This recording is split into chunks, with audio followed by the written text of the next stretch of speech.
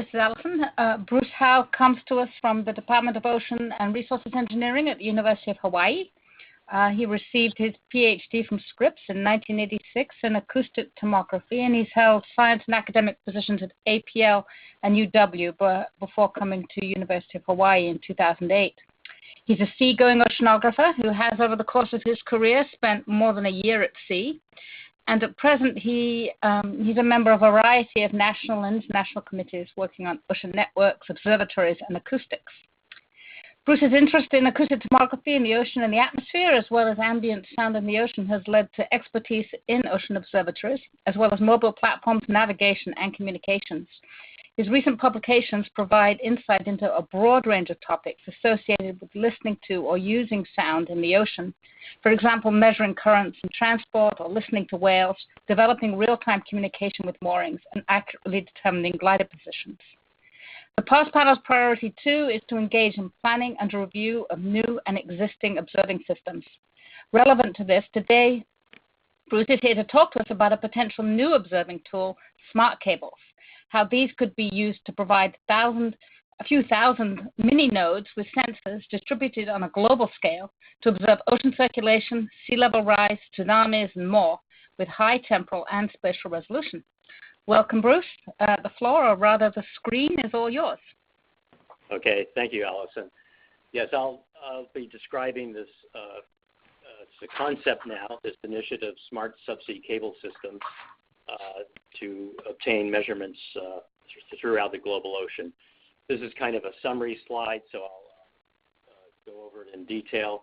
The basic concept is to combine the primary telecom mission of submarine telecommunication cables that link the continents together, enabling internet, with science. So science would ride on top of the telecom mission and make use of that infrastructure and therefore hopefully save cost. And it would provide global scale coverage, not the entire globe, but a fair fraction of it.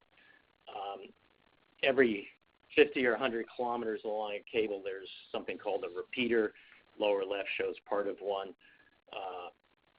And our basic idea is we would attach sensors to that repeater. We could get a little electric power and communication so that we can get the data in real time. Initially, we're talking about 3 very robust, small, well understood sensors: bottom pressure, temperature, and acceleration. There's basically a gigameter, 1 million kilometers of cable deployed, operational, and it's refreshed every 10 or 20 years. So as new cable systems go in, hopefully we could install this equipment and ultimately end up with several thousand on the seafloor. The primary mission for us, the science part, is to address climate, ocean circulation, sea level, earthquakes and tsunamis on a global array scale. And if we are successful, this would be a first order addition to the ocean and earth observing system. So we feel we are addressing the societal benefits, climate change, directly measuring ocean temperature at the bottom and inferring circulation with direct impact on societies, both in the short term and long term. Sea level rise, obviously hazards for coasts and islands, and disaster warning, tsunami warning throughout the ocean basins, addressing directly Sustainable Development Goal 13 and 14, and so on. I'm sure many of you have seen figures like this, but a motivation is changing climate, and this shows the increase in total carbon that's been emitted since the Industrial Revolution and corresponding temperature increases. And we basically have a budget, carbon budget, that determines what the temperature range will be in the future that we've got to cut back on emissions. So this is a map of sea level rise, presently nominally 3 millimeters per year, but expected to be 8 millimeters per year. And very well could be episodic depending on how ice sheets behave and so on. This is, well, we aren't emphasizing any particular 20 to 30 years ago, the sea ice covering the Arctic Ocean was dominated by ice that was many years old. This core of old ice survived all year round. Around this core, a smaller fringe of seasonal ice froze each winter and thawed each summer. Old ice eventually drifted out of the Arctic through the Fram Strait.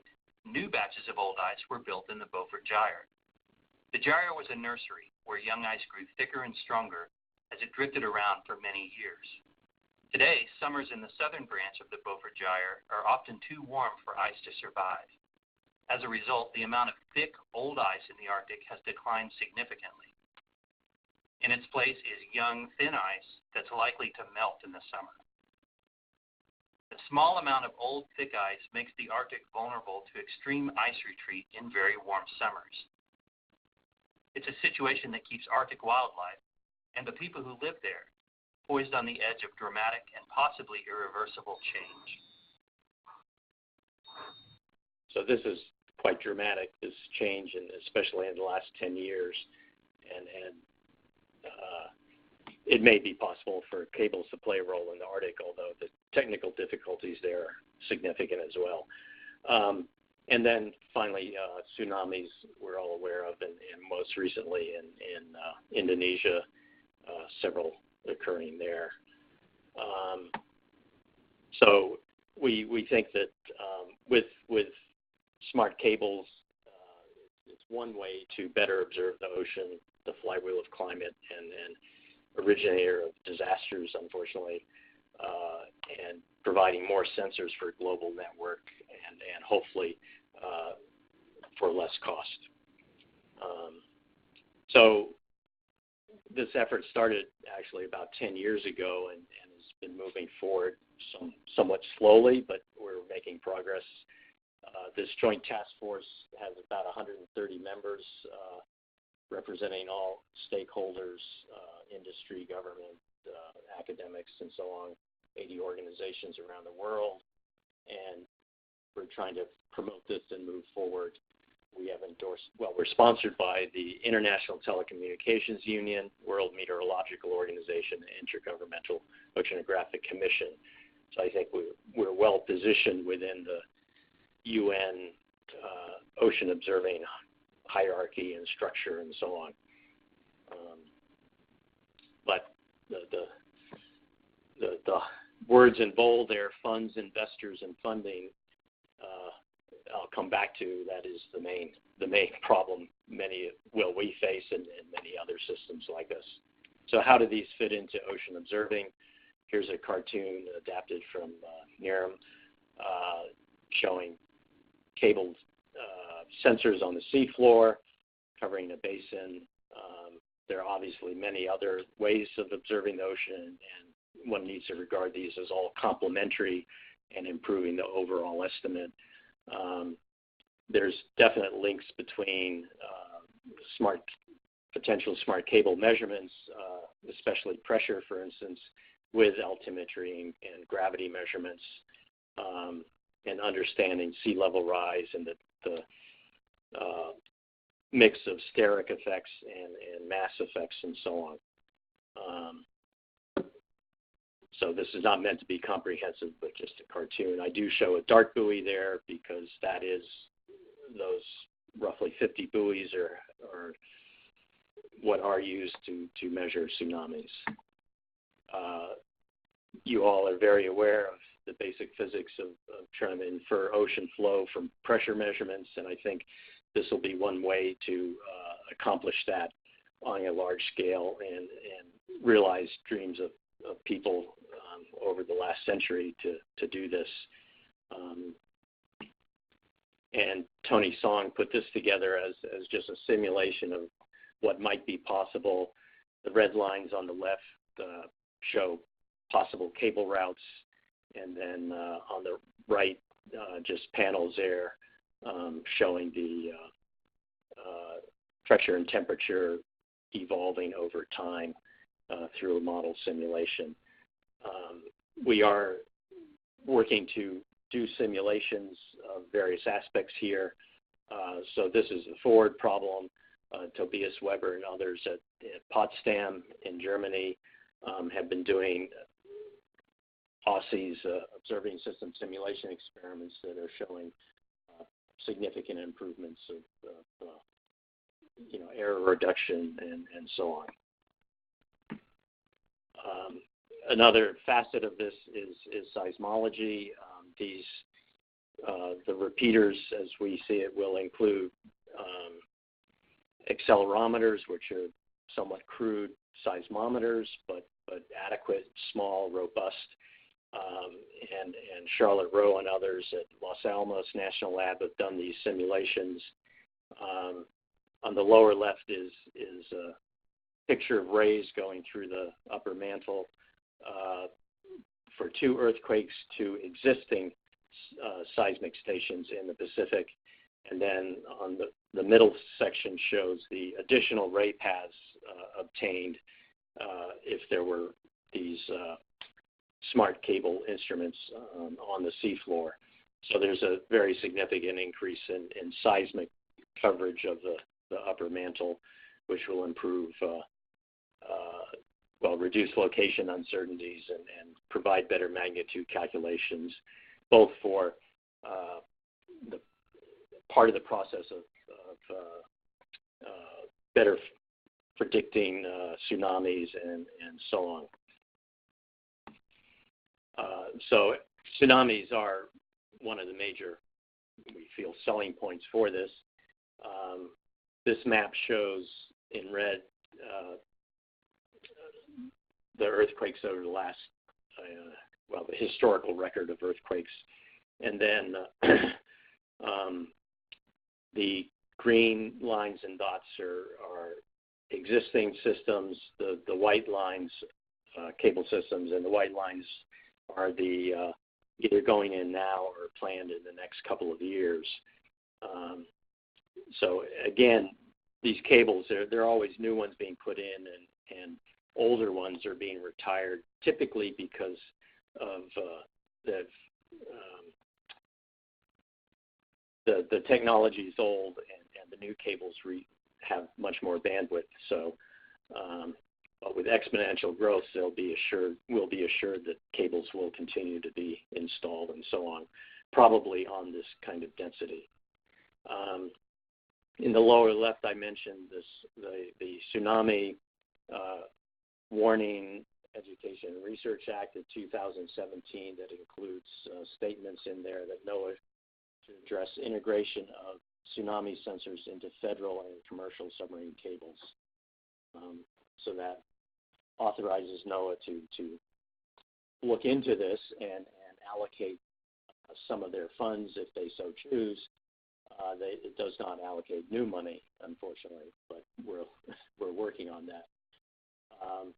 Lastly on this map are the dart buoys, the yellow triangles, so you can compare sampling and so on. Dart buoys are relatively expensive to maintain, in the hundreds of thousands of dollars per year, major part of that is ship time, and availability is not the best.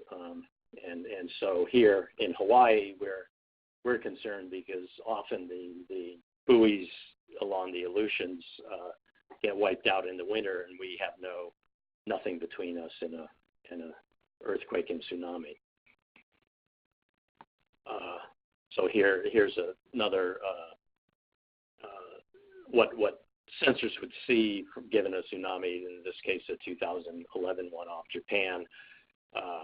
So each of the color lines is one sensor along these dotted lines on the here along these proposed or sort of hypothetical cable routes there.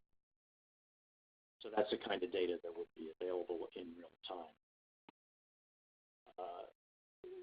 Furthermore, Pacific Tsunami Warning Center has done some simulations here, given hypothetical earthquake locations based on the rim of fire, obviously. They compute the time it takes for a tsunami generated by earthquake at one of these locations to reach 3 sensors, which in their opinion is when they can issue a better forecast. And so the time to issue a warning is reduced from 2.1 to 1.6 hours, a 25% improvement, which they consider quite important. So that's one simulation that quantifies the benefit. So looking a little at the engineering, these are a cartoon and actual pictures of repeaters. So lower left are a whole bunch of repeaters for a system all lined up for testing and so on. But it gives you an idea of the scale. They're 1.5 meters long and a foot diameter. And again, these are spread out 50 to 100 kilometers in a cable system. And there are 2 approaches to adding scientific sensors. The perhaps simplest is to put them in or right on the repeater. So in the top left are the accelerometers in the repeater, and then pressure and temperature outside on the end. Another approach is off to the side here. Right now we're looking at possibilities for what we're calling a wet demonstration project, where we attach a test system or a pilot, which is closer to the real thing. So on the left are listed various places and so on, and we're investigating that. In Indonesia, they have accepted the concept of smart cables, in other words, combining the early warning in their case primarily, but also ocean and climate, and Indonesian through flow is important here. And so and they've allocated after the recent tsunamis quite a bit of money to address these issues. So costs, well, we think development costs are on the order of $10 million, and a steady state scenario, somewhat arbitrary, comes up with $20,000 per repeater per year, or a steady state after 10 or 20 years of $40 million a year, and that'll give 2,000 repeaters, smart repeaters throughout the world. We've just completed a white paper under review now as part of the Ocean Ops process. Next, just for comparison, this slide shows costs of other systems, and we feel that this is comparable now. Obviously, we have to raise that money. In summary, this is an initiative still in the concept phase. We are seeking funding for wet demonstrations and pilots. Our major funding source at the moment we're expecting and hope for is development banks. The Asian Development Bank has already, in several cases, put $5 million on the table, and we're working with the Inter-American Development Bank and the World Bank to also get funding from them. One of the key things is we need very early access to proposed systems so that we can be involved in the planning process from very early on. We think with the mandate for NOAA to address this via the Tsunami Warning Act, there are more possibilities that we need to push NOAA towards in this respect. Having the UN sponsorship is very useful. It opens lots of doors and so on. We expect and hope to have a significant presence at Ocean Ops 19 and in the UN Decade of Ocean Science. We've been highlighted as an example of the kind of technology that needs to be developed in that decade. The final word, common issue in all of this is funding, and we're trying our best, but we're very welcome to hear any ideas from you. So thank you. That's it. Questions? Let me return. Let's see. There, I think I already have us back. Bruce. Okay, great. Thanks for that presentation. And we'll open the floor now for questions. So like I said before, just raise your hand and I'll take you off mute, or you can type in the box on the lower left-hand corner of your screen. So while people are generating their questions, oh, here we go. Allison's ready. Allison, go ahead.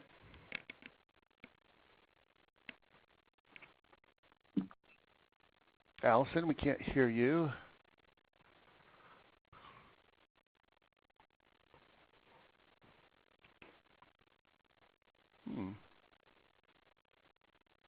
Maybe type it in. Yeah, go ahead and type it in, Allison. For some reason, we're not able to hear you. I have you off mute. Check your own phone if you put yourself on mute during the presentation. So while others are thinking of their questions, I had one myself, and it had to do with so the timeline for implementation here. Well, a couple questions. One has to do with the timeline. So with OceanObs 19 and your white paper, is your intent then to work with agencies internationally to help to implement this over what period? Is it going to be a decade implementation? Yeah, I would say what we would hope what demonstration project gets in the next 3 or 4 years, and a pilot where it's actually part of a repeater and the system would be on the order of 5 or 6 years, and then from there on it'd be, our plan would be ramping up of 1 system per year and then 2 systems and ultimately 3 systems per year on a steady state basis. But it'll be 10 years before we're in that phase. Great. And then another question I had regarding the current capability for temperature and bottom pressure measurements. I saw a slide on one of your slides. You indicated that the future you'll be looking to measurements of salinity as well.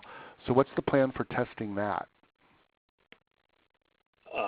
Do you mean adding other sensors, or? Yeah, adding salinity measurements and any other measurements downstream.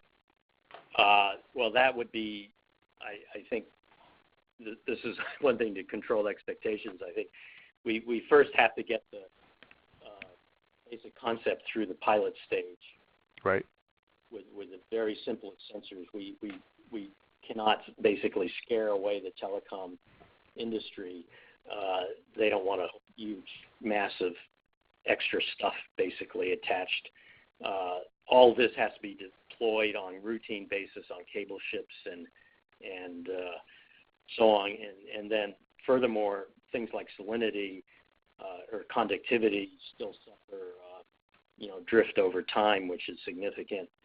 And so we have to find really robust, long-lived sensors. Does that answer your question? Yeah, sure. Okay. So Allison has a couple of questions here that she's typed in the box. She's wondering about large blanking cables in the Southern Ocean. Is there concern about earthquakes this far south that could produce tsunamis moving northward? So looking at the map, I think there was this gap. Right. There is a gap there.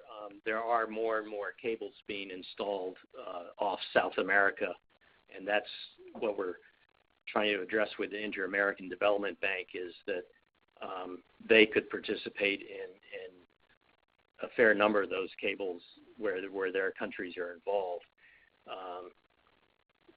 And countries, well, Chile, Ecuador, Peru, they are thinking about these kind of things. There are feasibility studies going on for transocean, Southern Ocean cables, Chile to Australia or to the Far East. So as the cable network of the world evolves, we do expect that over time there will be cables crossing the Southern Ocean. But that might be 10 or 20 years. Okay. And Allison has another question here. Are there existing or to be proposed science projects that could be used as the platform for pilots? Well, the one could attach instrumentation to the current scientific cabled observatories like Neptune and so on. But we feel that the better thing is really to incorporate them in actual telecom systems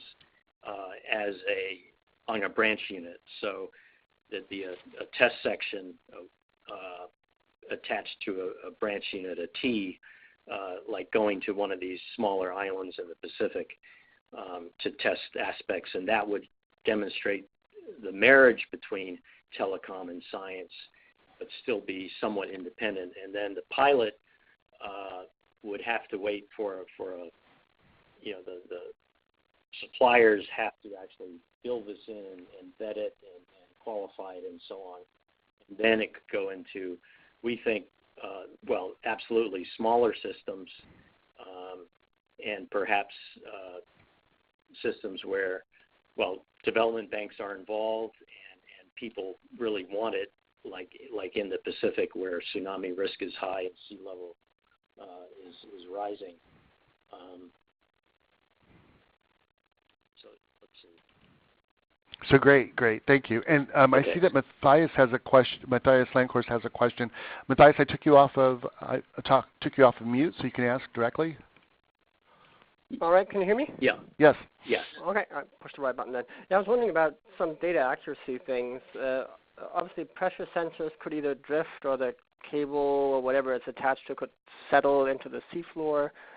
Do those cables wiggle back and forth? Does that impact the pressure or accelerometer data quality? Is there any cable motion?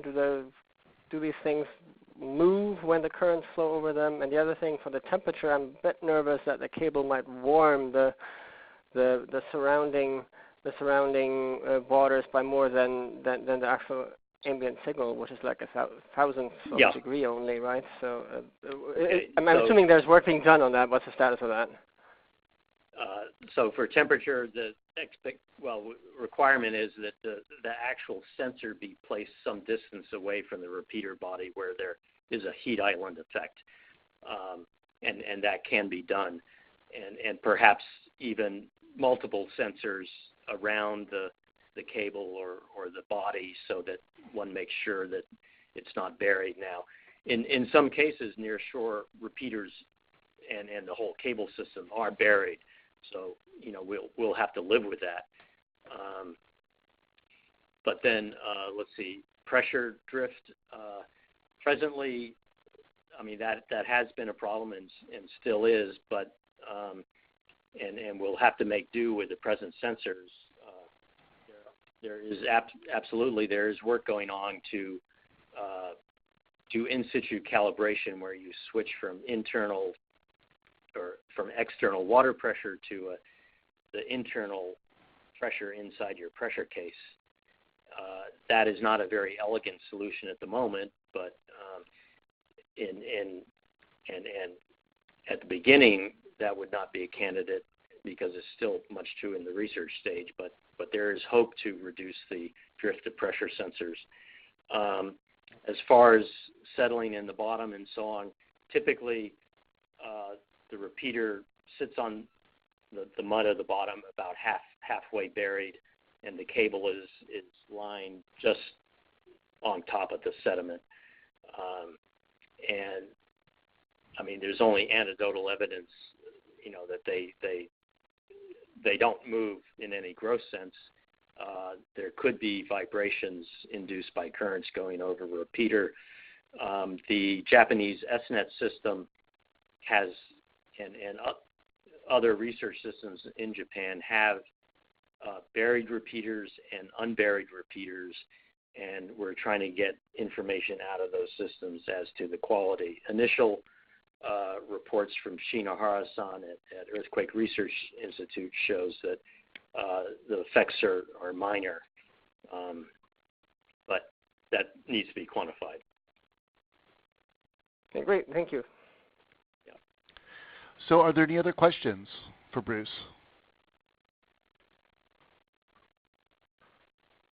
Okay, seeing none, we're at the half-hour point, and I want to thank Bruce again for his presentation. This is really intriguing as a new tool coming online for climate monitoring, sea level monitoring, and as well as the tsunami warning system. So thanks a lot for your joining us, Bruce, and providing this information. Okay.